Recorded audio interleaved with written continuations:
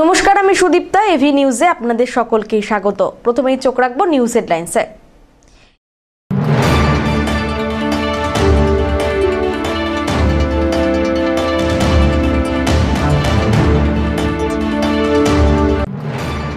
উচ্চ মাধ্যমিক পরীক্ষায় প্রথম দুটি ধাপে হতে চলেছে এবার। জলপাইগুড়ি জেলা প্রশাসনের প্রতিনিধিদের উপস্থিতিতে জরুরি বৈঠক হয়ে গেল।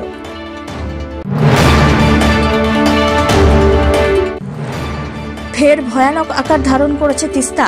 বাড়িঘর সহ কয়েকশো বিঘা ফসল জলের নিচে।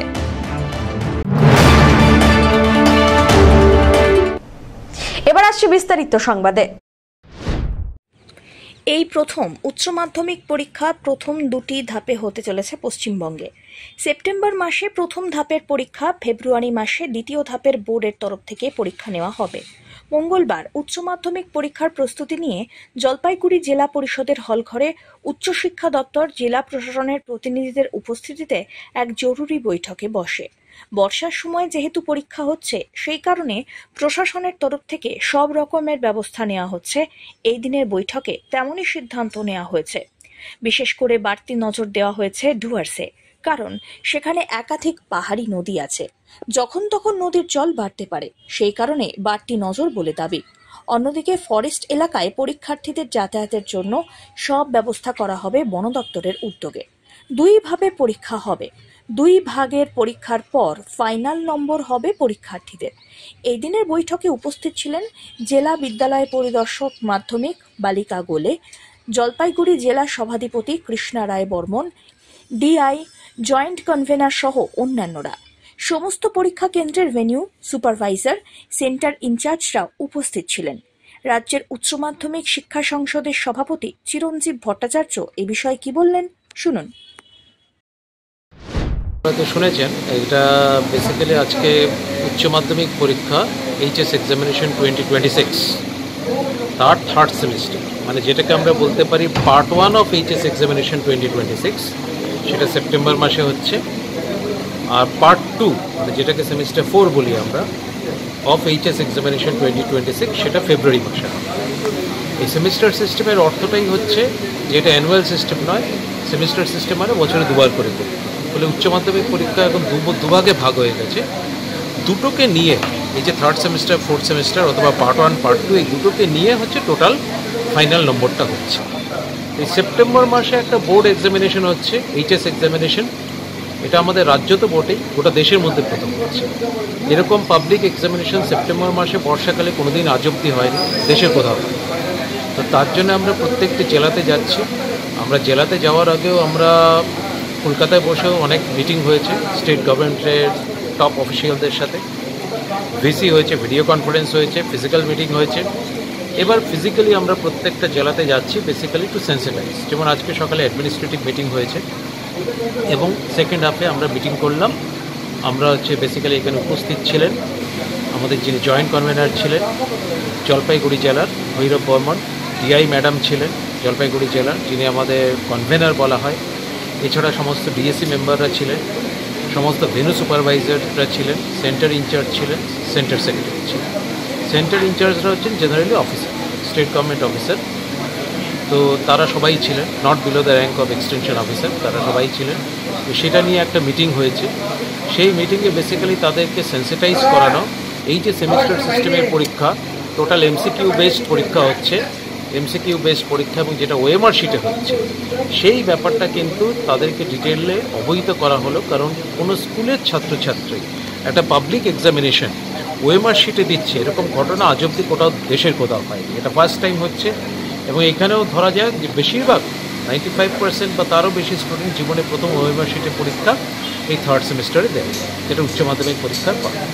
ফলে সবাইকে সেন্সিটাইজ করানো, স্টুডেন্টদেরকে যেন ডিটেল প্র্যাকটিস করানো হয়, এইচওআইতে সেটা বলা এবং কিভাবে পরীক্ষা নিতে হবে। টোটাল এমসিকিউ বেস পরীক্ষা 1 ঘন্টা 15 মিনিটের পরীক্ষা, তার যে ডিফারেন্ট যে তার ডিরেকশনসগুলো, এবং বর্ষার সময় পরীক্ষা হচ্ছে, কোনো যদি হেভি শাওয়ার হয় কী করতে হবে না করতে হবে, কীভাবে কী করা উচিত, এই সমস্ত বিষয়গুলো অবহিত করার জন্যই আজকে। স্যার, একটা ক্যালকুলেটর বিষয়ে আসলো, মানে সেখানে ক্যালকুলেটর এবার অ্যালাউ। এবার যেহেতু অনেকটা কম্পিটিটিভ পরীক্ষার মতো করে পরীক্ষা হচ্ছে, কোনো কম্পিটিটিভ পরীক্ষা বলুন, কোনো চাকরি পরীক্ষা বলুন, কোথাও কিন্তু ক্যালকুলেটর অ্যালাউ করা হয় না। তো এবার আমরা উচ্চ মাধ্যমিক পরীক্ষা যেটা হচ্ছে তাতে কিন্তু ক্যালকুলেটর আমরা অ্যালাউ করছি না, এবং এইভাবেই প্রশ্ন সেট করা হয়েছে। পেপার সেটার, মডারেটর তাদেরকে বলা হয়েছে সেইভাবেই প্রশ্ন সেট করতে, যাতে ওদের ক্যালকুলেটর ছাড়াই তারা পরীক্ষা দিতে পারে। সব্যসাচী মজুমদারের রিপোর্ট।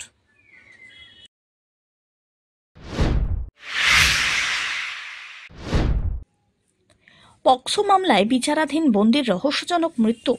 জলপাইগুড়ি সেন্ট্রাল জেলের ভেতরে গলায় ফাঁস লাগিয়ে আত্মহত্যা পক্সো মামলায় বিচারাধীন বৃদ্ধর। গত 2 তারিখ মেয়ের ঘরের নাতনিকে ধর্ষণের অভিযোগে জলপাইগুড়ি সদর ব্লকের বাসিন্দা বছর 75-এর এক বৃদ্ধকে গ্রেপ্তার করে পুলিশ। ওই দিন থেকে জলপাইগুড়ি জেলেই বন্দী ছিলেন তিনি। বিচার প্রক্রিয়া চলছিল। অসুস্থ হয়ে পড়ায় চিকিৎসাধীন ছিলেন। এদিকে সোমবার রাত্রে হাসপাতালের বাথরুমে গলায় ফাঁস লাগিয়ে আত্মহত্যা করে বৃদ্ধ। আত্মীয়দের দাবি, মিথ্যে অভিযোগে ফাঁসানো হয়েছিল তাঁকে। গ্রেপ্তারের পর থেকেই মানসিক অবসাদে ভুগছিলেন। বুধবার মামলায় ছিল 2য় ট্রায়াল। তার আগেই এই ঘটনা। আর এই ঘটনাতে জেল কর্তৃপক্ষের নজরদারি নিয়ে প্রশ্ন তোলার পাশাপাশি পূর্ণাঙ্গ তদন্তের দাবি জানিয়েছে পরিবার। কালকে কপালি থানা থেকে আমাদের কাছে খবর আছে, আমার জ্যাঠা শ্বশুর হয়, ওই জ্যাঠা শ্বশুর তখন ইয়েতে ছিল, জেল কাস্টডিতে ছিল। সেই সময় খবর আছে যে উনি সুইসাইড করছিল। তো সেই রূপ হিসাবে আমাদেরকে ডাকে। আমরা রাত্রি 11টার দিকে আসি। 11টার দিকে আসি দেখি গলায় ফাঁস লাগায়, মানে জেল হসপিটালে বাথরুমের মধ্যে গলায় ফাঁস লাগায় বসে আছে। জেলের মধ্যে সুইসাইড, এটা কিভাবে দেখছেন বিষয়টা আপনারা? বিষয়টা তো খুবই মানে কেমন একটা ঘটনা হচ্ছে আর কি। কারণ আমরা যেটা চাচ্ছি এখানে জেলের হয়তো গাফিলতি কিছু থাকতে পারে। ঘটনাটা কি কারণে হতে পারে বলে মানসিক কোনো চাপ কাজ করেছিল? এটা এখন তো এই মুহূর্তে আমি বলতে পারবো না আর কি, কারণ আমরা কালকে যেটা দেখছি জেলের ভিতরে, তাতে বিষয়টা একটু সন্দেহজনক। আচ্ছা, আর উনি তো একটু মানসিক চাপেও ছিলেন। হ্যাঁ, উনি হয়তো একটু মানসিক চাপে থাকতেই পারে। যে ঘটনাটা ঘটেছে, হ্যাঁ, যে ঘটনাটা ঘটছিল। আপনার কি মনে হয় এরকম ঘটনার সঙ্গে কোনোভাবে উনি জড়িত থাকতে পারেন? বয়সটাও তো প্রচুর। না না না না, এটা আমার পক্ষে সম্ভব না আর কি। আমার যেটা মনে হয় উনি এই বিষয়ে সম্পর্কটার সাথে যুক্ত না। কিন্তু ওনার নাতনি তো অভিযোগ করেছে। ওনার নাতনি হয়তো অভিযোগ করতে পারছে, কিন্তু হয়তো অন্য কোনো ইয়েতে ওকে ফাঁসানোর চেষ্টা করছিল। ভয় টয় কেউ দেখাইতে পারে, হাত পাটি কোনো থাকতেই পারে। এটা এখন তো রিপোর্ট তো এখনো বের হয়নি। ঘটনা তদন্ত চাইছে না? হ্যাঁ, আমরা তো টোটাল ঘটনাটাই তদন্ত চাচ্ছি। আর তার সাথে সাথে যে আমাদের যে কোতোয়ালি জেলখানা যে আছে, এই জেলের যে কর্তৃপক্ষ তারা যে কিভাবে ডিউটি করে আমরা এটা বুঝতে পারছি না। এটা নিয়ে 100% তদন্ত হওয়া উচিত। না, অভিযোগ আমরা করিনি এখন, আমরা সৎকারের পরেই আমরা হয়তো এটার ব্যবস্থা নিই। তো দুঃখজনকই, কারণ জেলের মধ্যে একজন আসামি হঠাৎ করে সুইসাইড করে ফেললো, এটা খুবই দুঃখজনক। আর এটা একটা, আমরা চাই একটা তদন্ত হোক জিনিসটা নিয়ে। আমরা প্রসিডিওরটা করবো, থানায় ডায়েরি দেবো একটা। সমস্ত ব্যক্তি হিসেবে উনি খুবই ভালো ছিলেন, আমি যতটুকু জানি। আর ওনার বয়স হয়েছিল প্রায় 75-এর উপরে প্লাস। তো এতটুকুই হয়েছে। শেষ সময় যে অভিযোগটা তার ঘরে এসে লেগেছিল, সেটা নিয়ে আপনার দৃষ্টিভঙ্গিটা কি বলে? সেটা তো কোর্টের ব্যাপার। ওনাকে সন্দেহ অবশেষে অ্যারেস্ট করা হয়েছিল, এখনো ডিএনএ টেস্টের রিপোর্টও আসেনি। আর যেটা সবচেয়ে ব্যাপার হচ্ছে, এখনো রায় হচ্ছিল, কালকে সেকেন্ড হিয়ারিং ছিল। তো আমার যতটুকু মনে হয় উনি এখনো পর্যন্ত এটাতে হয়তো দোষী না, কারণ তার 75-এর উপরে এজ। তো এখনো এটা এক একজনের এক এক রকম থিঙ্কিং। এই ঘটনার পিছনে কি মানসিক কোনো চাপটাই কি? হ্যাঁ, একটা মানসিক চাপ ছিল। উনি যবে থেকে জেলে গিয়েছিলেন তবে থেকে খাওয়া দাওয়া একদমই বন্ধ করে দিয়েছিলেন। একটা মানসিক চাপ ছিল, আর বয়স হয়েছে, তার একটা চাপের ব্যাপার ছিল। হ্যাঁ, নাতনির অভিযোগ করেছিল। নাতনির বাচ্চা হয়েছে তখন একটা ব্যাপার ছিল। সেই লজ্জা একটা হতে পারে, কারণ লজ্জা একটা আছে, পারিবারিক লজ্জা আছে, সামাজিক যে সমস্ত লজ্জা আছে সেগুলো আছে। আর এই সমস্ত কিছু কিছু ব্যাপারের জন্য হয়তো হয়েছে। মানসিক দিক থেকেও উনি একটু ভেঙেই পড়েছিলেন। তো এইগুলো একটা ব্যাপার। পিনাকি শীলের রিপোর্ট।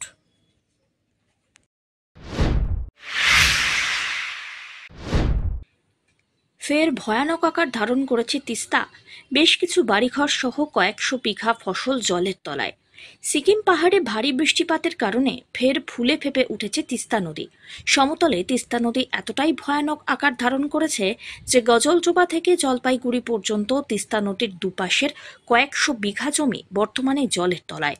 পাশাপাশি বেশ কিছু বাড়িঘর এবং পরিবারের সদস্যরা জলবন্দী অবস্থায় রয়েছেন। জানা গিয়েছে, বর্ষায় নদীগুলির জলস্তর এমনিতেই বেড়েছে, আর সোমবার রাতের পর থেকেই তিস্তা নদীর জল বাড়তে থাকে। সিকিমে ভারী বৃষ্টির কারণে ফুলে ফেঁপে উঠেছে এই তিস্তা, আর তিস্তা নদীর জলস্তর বাড়ায় গাজলডোবা ব্যারেজ থেকে দফায় দফায় জল ছাড়া হয় তিস্তার দমোহনী থেকে বাংলাদেশের অসংরক্ষিত এলাকায়, এবং যার ফলে সেখানে জারি হয়েছে লাল সতর্কতা। পাশাপাশি তিস্তা নদীর তীরবর্তী এলাকার বাসিন্দাদের সতর্ক এবং সচেতন থাকতে বলা হয়েছে। এদিকে তিস্তা নদীর চরে লঙ্কা, বেগুন, ঢেঁড়স সহ নানা শাকসবজি চাষ হয়, কিন্তু বর্তমানে কয়েকশো বিঘা ফসল জলের তলায়, যার ফলে কয়েকশো কোটি টাকার উপরে ক্ষতি হবে বলে দাবি করেছেন তিস্তা নদীর তীরবর্তী রংধামালি এলাকার বাসিন্দা তথা তৃণমূলের SC/ST ওবিসি সেলের সভাপতি কৃষ্ণ দাস। খুব ভয়াবহ অবস্থা, কারণ হচ্ছে যেহেতু তিস্তা হচ্ছে একটা, আমরা অনেকেই তিস্তা সম্বন্ধে আইডিয়া আমাদের কম আছে এখনকার জেনারেশনের, কিন্তু আগের জেনারেশন যেটা বলতো তিস্তা নদী এমন একটা নদী, সব থেকে উত্তরবঙ্গের হচ্ছে ভয়াবহ নদীর নাম হচ্ছে তিস্তা, কারণ এর জন্মটা হচ্ছে পাহাড় থেকে। তাই পাহাড়ের যে বৃষ্টি হলে যেভাবে জল আসে, তাতে তিস্তা নদীর আগে গভীরতা ছিল, এখন তিস্তা নদী উপরে চলে আসে, পাহাড় ভেঙে ভেঙে ভেঙে ভেঙে তিস্তা নদী উপরে হয়ে গেছে। যদি আমরা তিস্তা নদীর বেড দেখি, জলপাইগুড়ি শহরের থেকে উঁচু, আমাদের সমতলের এই যে সাইড আছে এই সাইড থেকে অনেকটাই উঁচু। তো সেই ফলে জলটা এখন ছড়াই যাচ্ছে, যে হারে জলটা ছড়াইছে তাতে তিস্তায় যে জল বর্তমান প্রায় 4 ফিট 5 ফিট বসতি এলাকাগুলায় জল, এগুলাতে মানুষ বসবাস করে চাষ করে। এই চাষের পরিমাণটা 50 কিলোমিটার প্রায় লম্বা হবে আর 5 কিলোমিটার উপরে চওড়া হবে। এই 5-7 কিলোমিটার যে চওড়া, তাতে যে জমির পরিমাণটা, ক্ষতির পরিমাণটা প্রায় 100 কোটি টাকার উপরের ফসল এখানে কিন্তু ক্ষতি হয়েছে। কারণ যেভাবে চাষ হয়, লঙ্কা থেকে যেভাবে বিভিন্ন ধরনের চাষ হয়, সেই এক এক বিঘায় কিন্তু তার পরিমাণ যদি আমরা দেখি 1 লক্ষ 1.5 লক্ষ মানে কৃষিতে ফসল উঠে, সেখানে যে ক্ষতিটা হয়েছে, ক্ষতিটা খুব মারাত্মক ক্ষতি, কৃষকদের একটা বিরাট ক্ষতি। তো আমি মনে করি এটা যে আমাদের রাজ্য সরকার কেন্দ্র সরকার মিলে তিস্তা সম্বন্ধে ভাবা দরকার। এদিকে আবহাওয়ার পূর্বাভাস অনুযায়ী আগামী কয়েকদিন উত্তরবঙ্গে ভারী বৃষ্টির পূর্বাভাস জারি করেছে হাওয়া অফিস। সেক্ষেত্রে ফের বৃষ্টি হলে তিস্তা নদীর জলস্তর আরও বাড়তে পারে বলেই আশঙ্কা। কি অবস্থা বলেন তো? এই যে জলের সমস্যা। কেন, কি হয়েছে?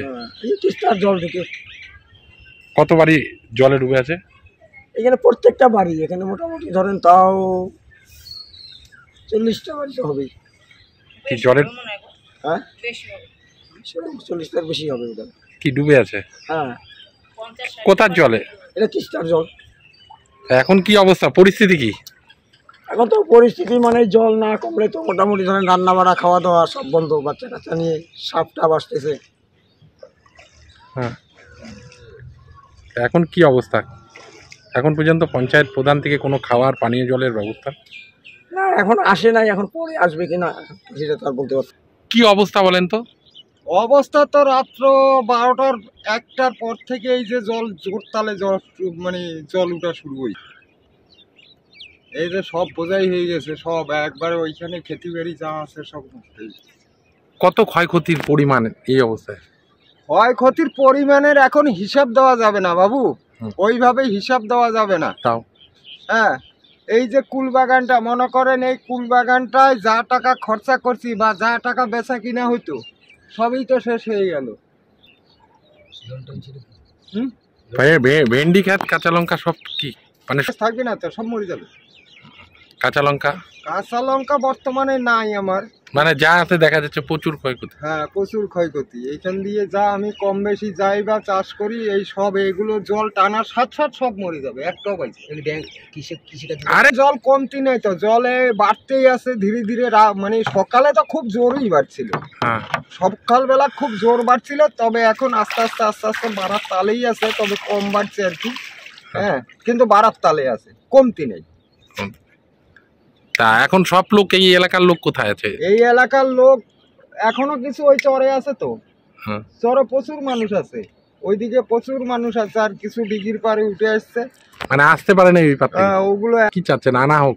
ওদেরকে তো আনলে তো ভালো হয়, ওদের গরু বাছুর অনেক কিছু কি আছে ওইখানে আছে, এইখানে আছে 12-14 ঘর আছে, তারপরে এইদিকে আছে 4-5 ঘর আছে, মানে সবাই আটকে আছে, সবাই আটকে গেছে।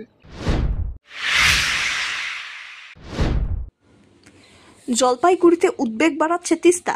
সিকিম পাহাড় এবং সমতলে লাগাতার বৃষ্টির জেরে জলস্তর বাড়তে থাকায় তিস্তার দমোহনী থেকে বাংলাদেশ সীমান্ত পর্যন্ত লাল সতর্কতা জারি করা হয়েছে সেচ দপ্তরের পক্ষ থেকে। সোমবার বিকেল থেকেই ভারী বৃষ্টিপাত শুরু হয়েছে জলপাইগুড়িতে। পাল্লা দিয়ে বৃষ্টি হচ্ছে সিকিম পাহাড়ে লাগাতার বৃষ্টির জেরে গজলডোবা ব্যারেজ থেকে দফায় দফায় জল ছাড়ায় জলস্তর বেড়েই চলেছে তিস্তাতে। এদিন সকাল 8টায় ব্যারেজ থেকে আরও 3273.33 কিউমেক জল ছাড়ায় আরও ফুলে ফেপে উঠেছে তিস্তা নদী। তিস্তার দমোহনী থেকে মেখলিগঞ্জ সীমান্ত পর্যন্ত নদীর অসংরক্ষিত এলাকায় লাল সতর্কতা জারি করেছে সেচ দপ্তরের উত্তর পূর্ব কন্ট্রোল রুম। তিস্তা পাড়ের বাসিন্দাদের সতর্ক করেছে প্রশাসন।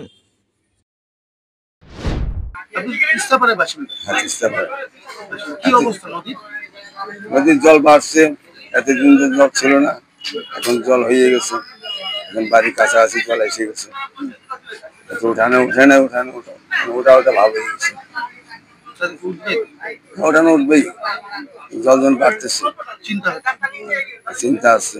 নদীর অবস্থা খুব খারাপ, একদম বাইসে গেছে নদীর পাট সম্পূর্ণ। আমাদেরও বাড়িতে জল ঢুকে ঢুকে অবস্থা। রাতের দিকে তো চিন্তা আরো বাড়বে, রাত্রে তো আরো চিন্তা বাড়বে। দিদি কি বলবেন, এই যে তিস্তার জল কেমন বাড়ছে এবং কেমন জল রয়েছে আজকে? জল অনেকটাই বাড়ছে। আচ্ছা, কালকে তো হলুদ সতর্কতা ছিল, আজকে লাল সতর্কতা জারি করা হয়েছে। আচ্ছা, রাত 11টা নাগাদ আমাদের অঞ্চল অফিস থেকে মেসেজ আসে, আমরা কর্মীরা মিলে প্রত্যেকে মিলে সবাইকে অ্যালার্ট করি এবং বর্তমানে আমরা রয়েছি। যে কোনো সমস্যার জন্য, যে কোনো সমস্যা মোকাবিলার জন্য আমরা রয়েছি। জল বাড়লে তো একটা আতঙ্কের মধ্যে থাকতে হবে। হ্যাঁ, অবশ্য আতঙ্ক তো হয়ই, তবুও আমরা আছি, দেখছি কি করা যায়, প্রশাসন আছে। পিনাকি শীলের রিপোর্ট।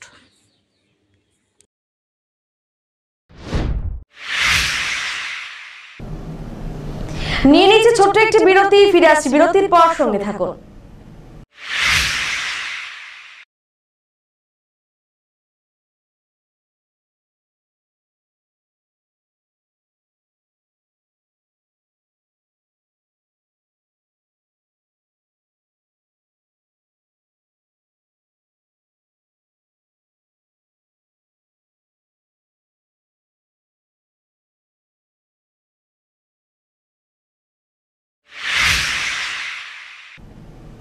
ফিরে এলাম বিরতির পর। দিনে দুপুরে ফের দুঃসাহসিক চুরির ঘটনায় ব্যাপক চাঞ্চল্য ছড়ালো ধূপগুড়ি শহরে। মঙ্গলবার ভর দুপুরে পুরো এলাকার 3 নম্বর ওয়ার্ডের মিলপাড়ার বাসিন্দা শিবু চক্রবর্তীর বাড়িতে চুরির ঘটনা ঘটে। লক্ষাধিক টাকা সহ বিপুল পরিমাণে সোনার গয়না নিয়ে চম্পট দেয় চোরের দল। জানা গিয়েছে, শিবু চক্রবর্তীর বাজারে ব্যাটারির দোকান। এই দিন দুপুরে শিবুর স্ত্রী বাড়িতে তালা দিয়ে দোকানে গিয়েছিলেন। দোকান থেকে বাড়িতে ফিরে দেখেন ঘরের সব জিনিস লণ্ডভণ্ড। আলমারি ভেঙে চোরের দল সোনার চেন, হার সহ লক্ষাধিক টাকা নিয়ে চম্পট দিয়েছে। ঘরের জানলা ভেঙে চোরের দল ঢোকে। এভাবে ভর দুপুরে চুরির ঘটনায় ব্যাপক আতঙ্ক ছড়িয়েছে।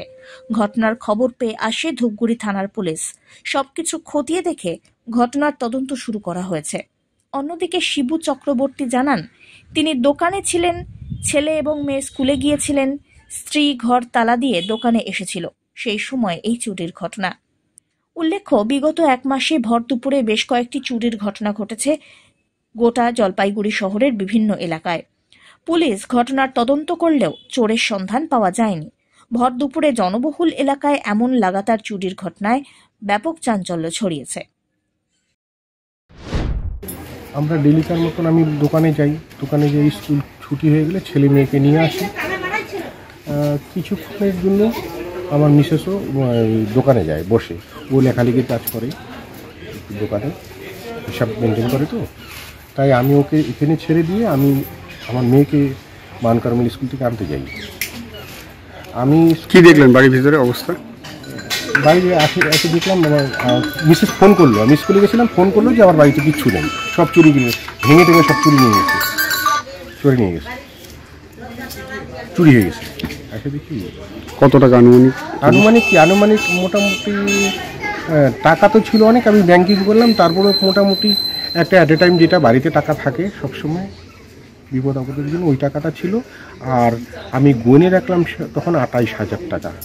আর আগের মোটামুটি ওইখানে লাখখানিক টাকার মতন ছিল আগে। আর সোনা দানা ছিল, ম্যাক্সিমাম সোনা দানা, ভালোই সোনা দানা ছিল। ধীমান রায়ের রিপোর্ট।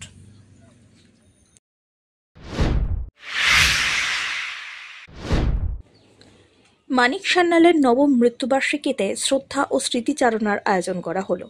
সোমবার সন্ধ্যায় মানিক সান্যালের নবম মৃত্যুবার্ষিকী উপলক্ষে জলপাইগুড়ি জেলা পার্টি দপ্তরে স্মরণ সভা অনুষ্ঠিত হয়। কর্মসূচির সূচনা হয় তার প্রতিকৃতিতে পুষ্পার্ঘ্য অর্পণের মাধ্যমে। শুরুতে গণনাট্য সংঘের শিল্পী সুপর্ণা দাশগুপ্ত সঙ্গীত পরিবেশন করেন। এই দিনের সভায় সভাপতিত্ব করেন পার্টির জেলা সম্পাদক মণ্ডলীর সদস্য হরিহর রায় বসুনিয়া। সভায় বক্তব্য রাখেন অবিভক্ত জলপাইগুড়ি ও নবগঠিত আলিপুরদুয়ার জেলার প্রাক্তন সম্পাদক কৃষ্ণ বন্দ্যোপাধ্যায়, রাজ্য নেতা জীবেশ সরকার, জেলা সম্পাদক পীযূষ মিশ্র। এছাড়াও উপস্থিত ছিলেন প্রাক্তন সাংসদ জিতেন দাস, রীনা সরকার, কৌশিক ভট্টাচার্য প্রমুখ।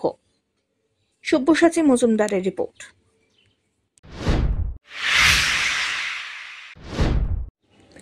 বিপত্তি বাড়ালো বৃষ্টি, ঘর ভেঙে চুরমার দম্পতির। বুড়ো এক জাম গাছের ডালে বাসা বেঁধেছিল বালি হাঁস দম্পতি। ছানাপোনা নিয়ে দিব্যি সংসার, আর তাতেই বিপদ বাড়ালো বৃষ্টি। জলপাইগুড়িতে ভারী বৃষ্টিতে ভেঙে পড়ে বালি হাঁসের বাসা। শহরের নেতাজি পাড়ার ট্যাক্সি স্ট্যান্ড এলাকায় ঘটে এমনই ঘটনা। সাত সকালে গাছ থেকে টপাটপ হাঁসের ছানা পড়তে দেখে অবাক হয়ে যান উপস্থিত ট্যাক্সি চালক এবং এলাকার বাসিন্দারা। তারাই সেগুলিকে উদ্ধার করে খবর দেন বন দপ্তর এবং পরিবেশ কর্মীদের কাছে। আমরা সকালবেলা এখানে আমাদের গাড়ি নিয়ে আসার পরে আমরা দেখতে পাই আমাদের এখানে যে একটা বয়স্ক জাম গাছ, অনেক দিনের পুরনো জাম গাছ আছে, সেই জাম গাছের উপর থেকে 6টা বাচ্চা পড়ে। তা আমরা বুঝতে পারি না এটা কি কোন পাখির বাচ্চা। পরে আমরা উপরে তাকিয়ে দেখি জাম গাছে যে এটা বালি হাঁসের বাচ্চা। তারপরে এই পাখিগুলোকে আমরা পড়ে যাওয়ার সাথে সাথে এগুলোকে জল খেয়ে খাওয়াইয়ে তারপরে আমরা এটাকে উদ্ধার করি, এই 6টা বাচ্চা। তারপরে ওর উপরে দেখলাম যে ওর মা বাবা ওর পাখি বালি হাঁস দুটো ওরা খুঁজে বেড়াচ্ছে। তো আমরা এই কারণে এই পাখিগুলোকে এখন কি করব আমরা জানি না এই পাখিগুলোকে কি করব। তবে আমাদের এক সহকারী ড্রাইভার, সে একজন ফরেস্ট ডিপার্টমেন্টের সাথে জড়িত একজনকে ফোন করেছে, তিনি আসার কথা।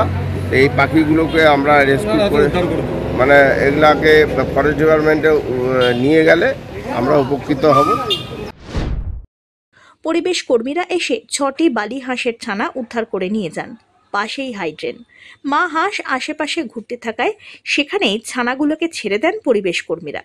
কিছুক্ষণ পর মা হাঁস এসে সন্তানদের সঙ্গে করে নিয়ে যায়। গতকাল রাতে বৃষ্টি হয় আর কি, প্রচণ্ড বৃষ্টি হয়। বৃষ্টির ফলে বাসাগুলো হয়তো বালিয়াস যে জায়গাটা থাকে গাছের উপরে, সেই জায়গাটা কোনো কারণে বাচ্চাগুলো একের পর এক পড়তে থাকে। সকালবেলা ট্যাক্সি স্ট্যান্ডের আমাদের নেতাজি পাড়া ট্যাক্সি স্ট্যান্ডের ড্রাইভাররা সেগুলো বাচ্চাগুলোকে 2-4টা বাচ্চাকে ধরে রাখে, তারপর 6টা বাচ্চা পড়ে এবং আমাকে খবর দেয়। খবর দেওয়ার পর আমি আসি, এসে আমি বিকল্প পরিবেশ, কারণ মা ছাড়া বাচ্চাগুলোকে নেওয়া যাবে না। কিছুক্ষণ বাদে আবার মাটা নেমে আসার পর সেখানকার যে স্থানীয় একটা হাইড্রেন আছে, ছোট অল্প জলের পরিমাণ খুবই কম, স্রোত নেই, কারেন্ট নেই, সেরকম একটা জায়গায় বাচ্চাগুলোকে ছাড়ার সাথে সাথে মা নেমে পড়ে সেখানে, এবং বাচ্চাগুলোকে নিয়ে ওই দিকেরই একটা জঙ্গলের দিকে মাটা আশ্রয় নিয়েছে। এবং আমরা বন দপ্তরের বিষয়টা আমি জানাচ্ছি এখনই, খুব সকালবেলা যেহেতু ঘটনাটা, তো এবং পাশাপাশি এটাও ঠিক যে জীব বৈচিত্র্যকে আমাদের রক্ষা করতে হবে। সেই জায়গায় শান্তিপাড়ার যে ড্রাইভাররা আছেন তারা সচেতনতার পরিচয় দিয়েছেন। পিনাকি শিলের রিপোর্ট।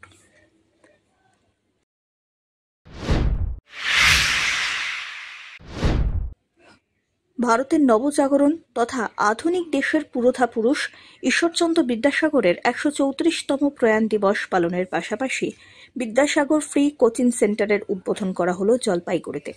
জলপাইগুড়ি সদর ব্লকের সাউথ বেরুবাড়ি গ্রাম পঞ্চায়েতের গৌরাঙ্গ বাজারে যথাযোগ্য মর্যাদায় মঙ্গলবার পালিত হয় ঈশ্বরচন্দ্র বিদ্যাসাগরের ১৩৪তম মহাপ্রয়াণ দিবস। একই সঙ্গে নেতাজি জন্মোৎসব কমিটির পরিচালনায় বিদ্যাসাগর ফ্রি কোচিং সেন্টারের শুভ সূচনা করা হয়।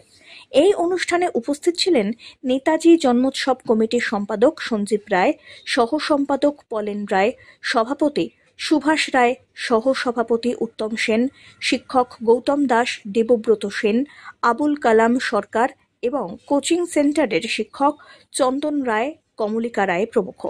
নেতাজি জন্মোৎসব কমিটির সম্পাদক সঞ্জীব রায় ও সহ সম্পাদক পলেন রায় এ বিষয়ে কি বললেন?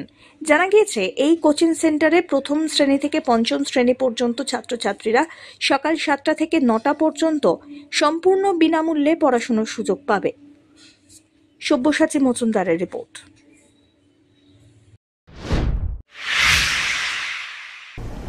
শেষ করবার আগে নিউজ হেডলাইন্স আরো একবার।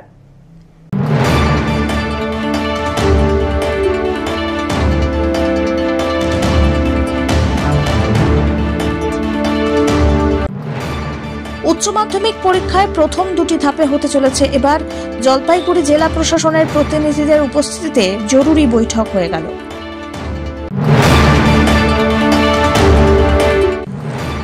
ফের ভয়ানক আকার ধারণ করেছে তিস্তা। বাড়িঘর সহ কয়েকশো বিঘা ফসল জলের নিচে।